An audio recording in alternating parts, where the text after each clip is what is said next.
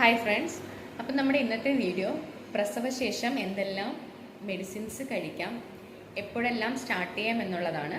അത് ഞാൻ സജസ്റ്റ് ചെയ്യുന്നത് പേഷ്യൻസിന്, പിന്നെ എൻ്റെ അനുഭവം കൂടെ വെച്ചിട്ടാണ് ഞാൻ ഇന്ന് നിങ്ങളോട് ഷെയർ ചെയ്യുന്നത്. നമ്മുടെ വേദഗുളി അതിനുപയോഗിക്കേണ്ട ഓയിൽസ്, നമ്മൾ എപ്പോൾ വേദഗുളി സ്റ്റാർട്ട് ചെയ്യാം എന്നുള്ളത് ഞാൻ ഓൾറെഡി ഒരു വീഡിയോ ഞാൻ ചെയ്തിട്ടുണ്ട്. അത് ആവശ്യമുള്ളവർ കാണാവുന്നതാണ്. അപ്പോൾ അതിനോടൊപ്പമാണ് നമ്മൾ ഈ മെഡിസിൻസും സ്റ്റാർട്ട് ചെയ്യുന്നത്. അപ്പോൾ നോർമൽ ഡെലിവറി ആയിട്ടുള്ളവർക്ക് നമ്മളൊരു 7ാമത്തെ ദിവസം മുതലൊക്കെയാണ് നമ്മൾ മെഡിസിൻസ് സ്റ്റാർട്ട് ചെയ്യുന്നത്.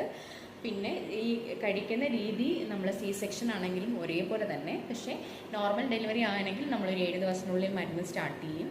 ഇപ്പം സെക്ഷൻ ആണ്, എന്തെങ്കിലും കോംപ്ലിക്കേഷനോ കാര്യങ്ങളോ ഉണ്ടായിരുന്നു അങ്ങനെയുള്ളൊരു കണ്ടീഷനാണെങ്കിൽ നമ്മളൊരു 15 to 20 ഡേയ്സ് നമ്മൾ വെയിറ്റ് ചെയ്യും. അതിനുശേഷം മാത്രമേ നമ്മൾ മെഡിസിൻസ് സ്റ്റാർട്ട് ചെയ്യാവുള്ളൂ. അപ്പം നമ്മൾ സ്റ്റാർട്ട് ചെയ്യുന്നത്, ഞാൻ പേഷ്യൻസിന് സജസ്റ്റ് ചെയ്യുന്നത് എപ്പോഴും കഷായത്തിലാണ്. അപ്പം ധന്വന്തരം കഷായമാണ് ഞാൻ ആദ്യം കൊടുക്കാറുള്ളത്. അപ്പം നന്നായിട്ട് വായുവിൻ്റെ പ്രശ്നം ആദ്യം മുതലേ ഉണ്ട് എങ്കിൽ നമ്മൾ ധന്വന്തരം കഷായത്തിൻ്റെ ഒപ്പം മഹാധന്വന്തരം അതല്ലെങ്കിൽ ധന്വന്തരം ടാബ്ലറ്റ് കൂടെ ഞാൻ കൊടുക്കാറുണ്ട്. അപ്പോൾ കഷായം നമ്മൾ 2 നേരം ആഹാരത്തിന് മുമ്പാണ് നമ്മൾ കഴിക്കുന്നത്. ഫസ്റ്റ് 15 ഡേയ്സിൽ ഇങ്ങനെയാണ് പോവുക.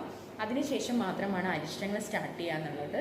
അപ്പം അരിഷ്ടം സ്റ്റാർട്ട് ചെയ്യുന്ന സമയത്ത് ദശമൂലവും ജീരകവുമാണ് നമ്മൾ പൊതുവേ കൊടുക്കുന്നത്. പക്ഷെ ഞാൻ അശോക അരിഷ്ടോടെ സ്റ്റാർട്ട് ചെയ്യാറുണ്ട്. അപ്പോൾ 3 അരിഷ്ടം നമ്മളൊരു 30 ml ഒരു അനുപാതത്തിലാണ് നമ്മൾ 3 നേരം അല്ലെങ്കിൽ 2 നേരം അതല്ലെങ്കിൽ 1 നേരം എന്നുള്ള ഒരു അളവിൽ നമ്മുടെ പേഷ്യൻസിൻ്റെ കണ്ടീഷൻ അനുസരിച്ചിട്ട് വായുവിൻ്റെ പ്രശ്നം ഉണ്ടെങ്കിൽ മഹാധന്വന്തരമോ ധന്വന്തരമോ അരിഷ്ടത്തിൽ തന്നെ നമ്മൾ കൊടുക്കാറുണ്ട്. അതിനുശേഷം മാത്രമാണ് നമ്മൾ അരിഷ്ടം ലേഹ്യം സ്റ്റാർട്ട് ചെയ്യുന്നത്. അപ്പോൾ അരിഷ്ടമൊക്കെ കഴിച്ചു കഴിയുമ്പോൾ നമുക്കൊരു അഗ്നിബലമൊക്കെ വരും. ആ സമയത്ത് നമ്മൾ ലേഹ്യം സ്റ്റാർട്ട് ചെയ്യണം. ലേഹ്യം നമ്മുടെ അമ്മയുടെ ഒരു ആരോഗ്യബലവും കാര്യങ്ങളും എല്ലാം കൊണ്ടാണ് നമ്മൾ ലേഹ്യം എത്ര നാൾ കഴിക്കണം എന്നുള്ള കാര്യങ്ങൾ നമ്മൾ തീരുമാനിക്കുന്നത്.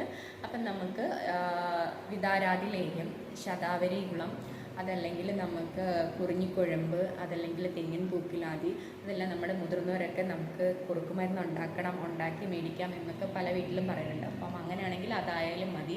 അങ്ങനെയാണെങ്കിൽ കുറുക്കുമരുന്ന് അതെല്ലാം തന്നെ നമ്മൾ 1 നേരമോ 2 നേരവുമായിട്ട് നമുക്കൊരു 15 ഡേയ്സ് അല്ലെങ്കിൽ 20 ഡേയ്സ് നമുക്ക് കൊടുക്കാവുന്നതാണ്. വേറെ നമുക്ക് ശരീരമൊക്കെ പുഷ്ടിയുള്ള അമ്മമാർക്ക് ബ്രസ്റ്റ് ഫീഡിങ്ങും ബ്രസ്റ്റ് മിൽക്കെല്ലാം ഉണ്ട് എങ്കിൽ നമ്മൾ കുറച്ച് നാൾ കൊടുത്താൽ മതി.